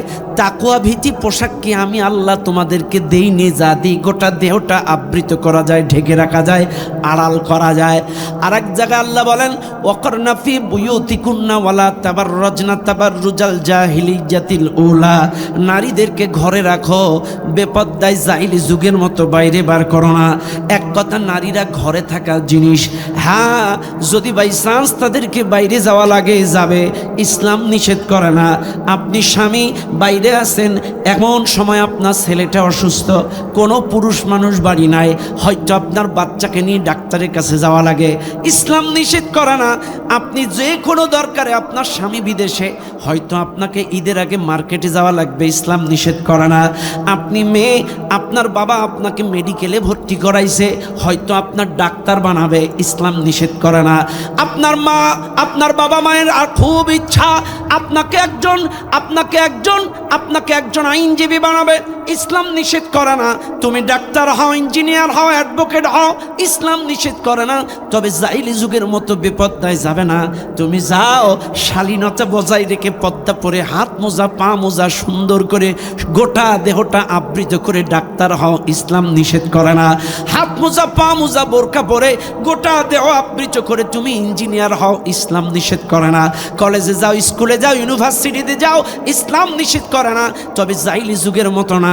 জাহিলি যুগ বলতে কি বোঝায়? জাহিলি যুগের মেয়েরা একটা ওড়না নিত, চুলের সাথে একটা কাঠি দিয়ে খোপার সঙ্গে লাগায় দিত, বুকও ওপেন, মুখও ওপেন, কোনো কিছুই ঢাকতো না।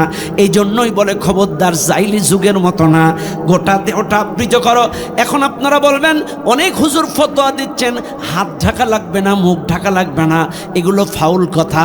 হাতটাই কিন্তু মূল আকর্ষণ। এক কথায় মূল আকর্ষণ হলো আপনার স্কিন। আপনার স্কিন যদি ফর্সা হয়, চ্যাংড়ারা মেও মেও করে, আর স্কিন যদি কালো হয়, পায়ের গোড়ালি টের পাইলে ওর পেছন ছেড়ে দেয়। কথা কন না বাজি? আগে দেখে কোন জায়গায়, শকুনের নজর কোন জায়গায়, পাত দিকে দেখে কালার কি, কালার যদি ঠিক থাকে পিছনে গেল, আর যদি কালার ঠিক না থাকে কথা। এই জন্য মূল আকর্ষণ আপনার স্কিন। স্কিন যদি ঢাকা থাকে, চামড়া যদি ঢাকা থাকে, চাইলে আপনার পেছনে লাগবে না। ফেস যদি ঢাকা থাকে, পেছনে লাগবে না। এই ব্যাপারে একটা ছোট্ট ঘটনা আপনাদেরকে শোনায়। সূরাতুল কসস 20 নম্বর পারা 7 নম্বর পৃষ্ঠা। হযরতে মূসা আলাইহিস সালাম যখন মিশর থেকে পালায়া মাদিয়ান অভিমুখে রওনা দিলেন, মনে রাখবেন মুসলমানেরা, অনেক সময় হয়েছে, আর কি আগাবো ভাই?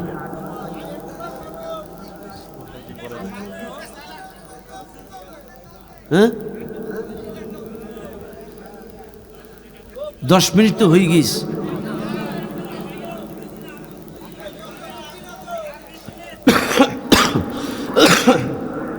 লোক উঠছে না, ঠিক আছে চাচা, কিন্তু ফজরের নামাজ হবে না। এই রাত করে ঘুমাইলে ফজর হবে না, আল্লাহ ধরবে আমার আর ধরবে কমিটির।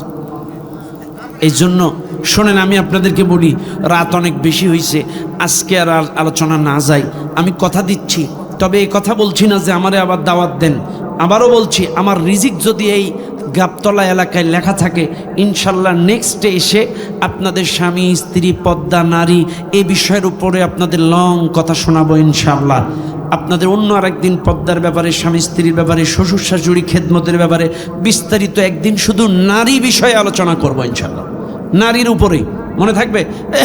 একটু বসেন না, শেষ ভালো যার সব ভালো, এখনই দোয়া হবে। একটু বসেন বাপ, বসেন। 10 মিনিটের মধ্যে শেষ হয়ে যাবে দোয়া টোয়া দি, বসেন।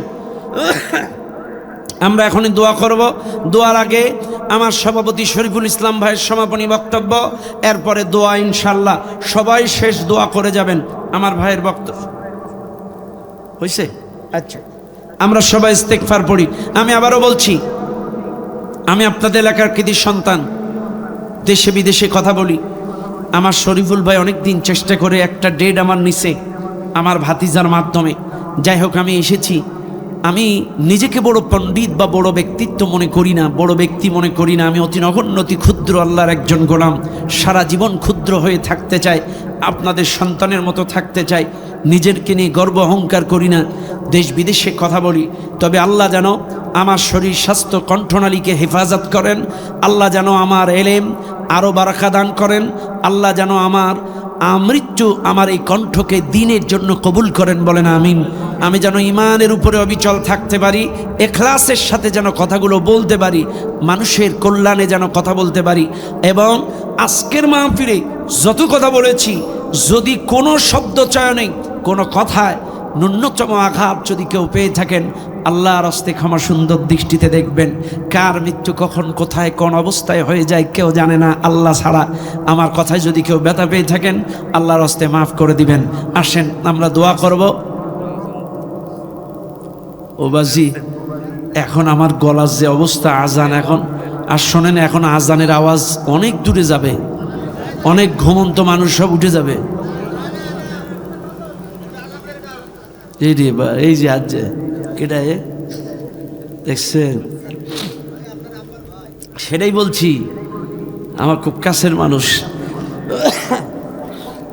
বাজি শোনেন, একটা কলি, মক্কার আজানটা একটু হার্ডলি হৃদয়ের গহীন থেকে দিতে হয়। আমি মদিনার এক কলি আজান আপনাদেরকে একটু শোনাচ্ছি, 1-2 কলি। কারণ এমনিতেই সর্দি কাশি জ্বর গত 20 তারিখ থেকে, এই জ্বর অবস্থায় অ্যান্টিবায়োটিক খাচ্ছি আর ওয়াশ করছি। এখন আসার সময়ও ওষুধ খেয়ে তারপরে মঞ্চে আসছি, এখনও গলাটা পুরোপুরি ছাড়ে নাই, জ্বরও ক্লিয়ার হয় নাই। এজন্য আমার জন্য দোয়া করবেন। আর আমি আপনাদের 1-2 কলি একটু আজানের সুর আপনাদের দিয়ে দিচ্ছি। তবে এটা কিন্তু কোনো নামাজের আজান না, অনুরোধের আজান, ঠিক আছে?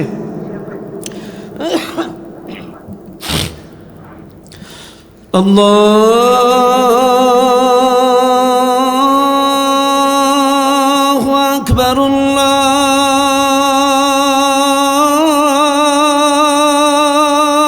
আল্লাহু আকবার,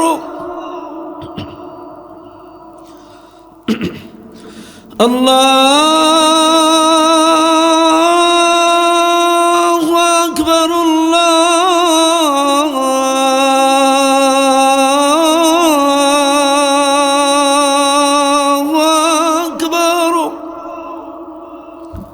আর দরকার নেই, কষ্ট হচ্ছে বাবু, এতটুকু 1 কলি দিয়ে গেলাম। আর একদিন সুস্থ হলে আপনাদের পূর্ণাঙ্গ শোনা যাবে ইনশাআল্লাহ। এই যে আবার সঙ্গীত,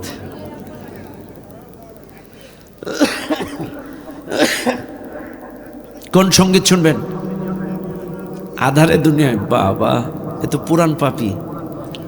আল্লাহু আকবার, আমার ভাইকে আল্লাহ কবুল করুন, বলেন আমিন। আধারে দুনিয়ায় অনেক টানের গজল, তারপরেও 1 কলি। আধারে দুনিয়ায় তুমি ছাড়া নাই কোনো আলো,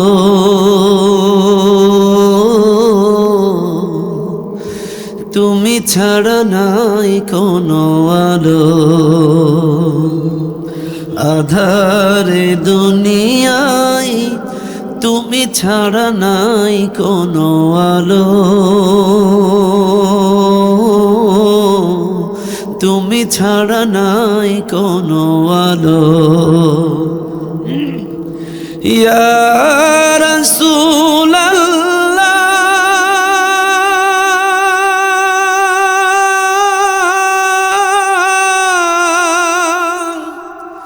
ইয়া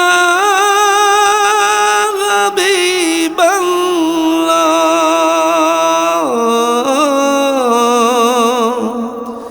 ইয়া নবী আল্লাহ, ইয়া রাসূলাল্লাহ।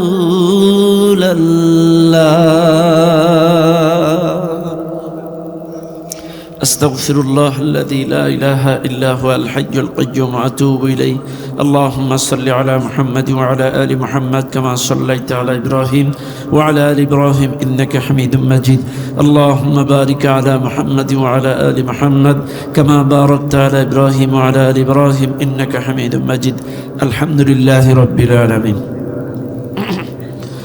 রব্বানা যালামনা أنفسنا وإن لم تغفر لنا وترحمنا لنكونن من الخاسرين ربنا آتنا في الدنيا حسنة وفي الآخرة حسنة وقنا عذاب النار হায় আল্লাহ তাআলা আমি গুনাহগার তোমার দিনদার পরেশগার বান্দা বান্দিদের নিয়া গভীর রজনী পর্যন্ত নগরঘাটা গাবতলা আজকের এই ঈদগাহ ময়দানে যত আলোচনা করলাম যুব কমিটি এলাকাবাসী কর্তৃক আয়োজিত এই 13তম অধিবেশন যত আলোচনা করলাম এর তামাম সওয়াব রহমত বরকত দয়ার নবী মায়ার নবী বিশ্ব নবীর রওজা মুবারকে পৌঁছায়া দাও নবীর আহলে ওয়াল আত্মীয় স্বজন সাহাবী আজমাইন তাবে তাবিন শুহাদা সালিহিন যারা চলে গিয়েছে প্রত্যেকের আরওয়াহ পাকের সওয়াব পৌঁছায়া দাও নবীর আহলে ওয়াল আত্মীয় স্বজন সাহাবী আজমাইন সকলের রূহ মুবারকের সওয়াব পৌঁছায়া দাও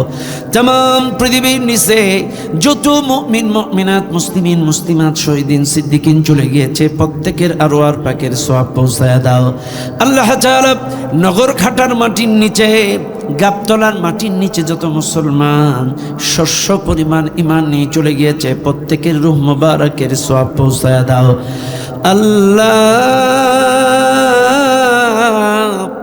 আমরা যারা হাত তুলেছি আমাদের মধ্যে যাদের জনম দুঃখিনী মা নাই কত মানুষের জনম দুঃখী বাবা নাই আল্লাহ ওই জনম দুঃখিনী মা বাবার কবরে এর সওয়াব পৌঁছায়া দাও তাদের রূহগুলো ইল্লিয়িনে নিয়ে খিদমত করো আল্লাহ তাদের রূহগুলো ইল্লিয়িনে নিয়ে খিদমত করাও দাদা দাদি নানা নানি শ্বশুর শাশুড়ি উস্তাদ মুরব্বী ভাই বোন কারোর স্বামী কারোর স্ত্রী যার যত হৃদয়ের মানুষ চলে গিয়েছে তাদেরকে মাফ করে দাও তাদের কবরগুলো জান্নাতের বাগান বানায় দাও আল্লাহ তোমার কাছে ফরিয়াদ জানাই মালিক এই মাহফিলের আয়োজন যারা করল এলাকাবাসী যুব কমিটি আল্লাহ ঈদগাহ কমিটিকে আল্লাহ তুমি কবুল করে নাও আল্লাহ মাহফিল কমিটির প্রত্যেকের জীবনের গুনাহগুলো মাফ করে দাও আল্লাহ ঈদগাহ কমিটি এলাকাবাসীর 5 ওয়াক্ত নামাজি বানাও ইসলামের খাদেম বানাও এরা যারা লেখাপড়া করছে যুব কমিটি তাদেরকে মানুষের মতো যোগ্য মানুষ হওয়ার তৌফিক দাও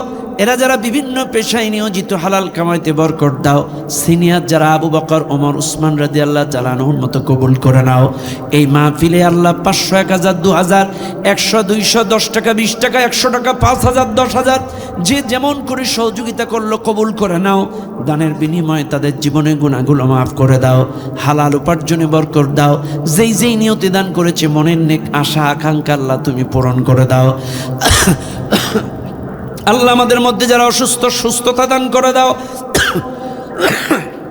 যারা ঋণগ্রস্ত ঋণ মাফ করে দাও অভাবীর অভাব দূর করে দাও কন্যাদায় মিটায় দাও আল্লাহ যেই বিপদ আপদ মুসিবতে আসছে আল্লাহ তুমি হেফাজত করো আল্লাহ তুমি দেখো মঞ্চে কত আলিম ওলামা বসাস আল্লাহ আমার ভাইগুলোকে কবুল করো মেহেদি ভাই সহ যত আলিম ওলামা মঞ্চে আসে আল্লাহ তুমি কবুল করো জিন্দিগির গুনাহ মাফ করো ইজ্জত সম্মান বাড়াও আল্লাহ আমার শরীফুল ভাইকে কবুল করো সন্তানটাকে মানুষের মতো যোগ্য মানুষ করার তৌফিক দাও কি সুন্দর নুরানি চেহারা মাদ্রাসায় পড়ে আল্লাহ তাকে অনুসরণযোগ্য হাফেজ আলেম বানানোর তৌফিক দান করে দাও আল্লাহ তার পরিবারের উপর রহমত বরকত নাজিল করে দাও এই কমিটির সকলের নাম আমার মুখস্থ নাই আল্লাহ যদি থাকতো প্রত্যেকের নাম ধরে ধরে দোয়া করতাম কিন্তু আমি না জানি তুমি তো জানো আল্লাহ এই কমিটির প্রত্যেকটা সদস্যের মনের নেক আশা আকাঙ্ক্ষা পূরণ করে দাও 5 ওয়াক্ত নামাজি বানাও তাদের জিন্দেগির গুনাহগুলো মাফ করে দাও আল্লাহ তাদের পরিবারের উপর রহমত বরকত নাজিল করে দাও আল্লাহ চাচক পাখির মতো আরামের ঘুম হারাম করে গরমের ভেতরে আল্লাহ দিনের বেলায় ধান কেটেছে রাতের বেলায় রাত জেগে কোরআন শুনেছে আল্লাহ তোমার এই পাগলগুলো তুমি কেমনে খালি হাতে ফিরাইয়া দিবা দয়া করে মায়া করে আমাদের সকলের জীবনের ইচ্ছায় অনিচ্ছায় সমস্ত গুনাহগুলো মাফ করে দাও আল্লাহ এমন কোনো গুনাহ নাই আমরা করি নাই গুনাহ করতে করতে পার করে ফেলেছি আল্লাহ দয়া করে মায়া করে আমাদের জীবনের সমস্ত গুনাহগুলো মাফ করে দাও 5 ওয়াক্ত নামাজ জামাতে আদায় করার তৌফিক দাও ইসলামী আন্দোলনের খাদেম বানাও আল্লাহ আমাদের মধ্যে যারা অসুস্থ আছে সুস্থতা দান করে দাও আল্লাহ আমাদের আব্বা আম্মা ভাই বোন কারোর স্বামী কারোর স্ত্রী আল্লাহ অনেকের অসুস্থ আছে তুমি তাদেরকে সুস্থতা দান করে দাও আল্লাহ আমার বড় মেয়েটাও অসুস্থ জ্বর হয়েছে আল্লাহ আমার মেয়েটাকে পরিপূর্ণ সুস্থতা দান করে দাও আল্লাহ তাকে পরিপূর্ণ শিফায়ে কামেলা আজেলা দান করে দাও রব্বুল আলামিন আল্লাহ খাস করে তোমার কাছে ফরিয়াদ জানায়, এই মাহফিলে অনেক মা বোন এসছে, মা বোনদেরকে মা ফাতেমার মতো খাদিজার মতো কবুল করে নাও।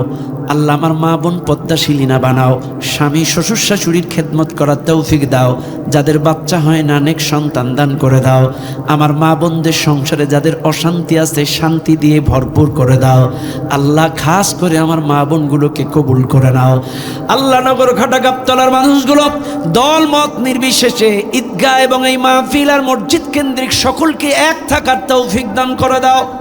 আল্লাহ দল মত নির্বিশেষে এলাকার মানুষগুলো মিলেমিশে থাকার তৌফিক দাও। সকলের উপরে রহমত বরকত নাজিল করে দাও। আল্লাহ মধ্যপ্রাচ্যে যুদ্ধ চলছে, আমরা যুদ্ধ চাই না, সংযম চাই। আল্লাহ দয়া করে যুদ্ধ বন্ধ করে দাও, মাজলুমের বিজয় দান করে দাও, জালেমদেরকে ধ্বংস করে দাও, জালেমদেরকে ধ্বংস করে দাও। মধ্যপ্রাচ্যে আধিপত্যবাদীদেরকে আল্লাহ নিশ্চিহ্ন করে দাও। রব্বুল আলামিন সোনার বাংলাদেশটাকে হেফাজত করো। কে কোন দল করে জানি না, দল মত নির্বিশেষে সকল দলের মতের পথের মানুষগুলো এক হয়ে এই জমিনে কোরআনী শাসন প্রতিষ্ঠা করার তৌফিক দান করে দাও। আল্লাহ আজকের মাহফিল তুমি কবুল করো, প্রতি বৎসর আরো সুন্দর করে সাজাইতে পারে কবুল করো। মসজিদের ইমাম সহ আরো কয়েক ভাই অনেক আপ্যায়ন করে খাওয়াইছে, আমার ছোট ছোট ভাইগুলোকে অনুসরণযোগ্য বড় বড় আলেম ওলামা হিসেবে কবুল করো, যাদের মনের নেক মাকসুদ কবুল করো। এই এলাকার যারা এসএসসি দাখিল পরীক্ষা দিচ্ছে, আমাদের কারোর সন্তান, কারোর ভাই, কারোর বোন, আল্লাহ প্রত্যেকটা পরীক্ষা ভালোভাবে সুস্থ শরীরে সুস্থ মস্তিষ্কে দিয়ে গোল্ডেন প্লাস এ প্লাস ভালো ভালো রেজাল্ট অর্জন করার তৌফিক দান করে দাও। আল্লাহ এসএসসি ইন্টারমিডিয়েট আলেম পরীক্ষার্থী যারা পূর্ব প্রস্তুতি ভালোভাবে নেওয়ার তৌফিক দাও। আল্লাহ আজকের মাহফিল কবুল করে নাও, কবুল করে নাও, কবুল করে নাও। সুবহান রাব্বিকা রব্বিল ইজ্জাতি আম্মা ইয়াসিফুন ওয়া সালামুন আলাল মুরসালিন। আল্লাহ আমার প্রিন্সিপাল জিএম কাইসার হুজুরকে আল্লাহ তুমি কবুল করো, তার জিন্দেগির গুনাহ মাফ করো, ইজ্জত সম্মান বাড়াও।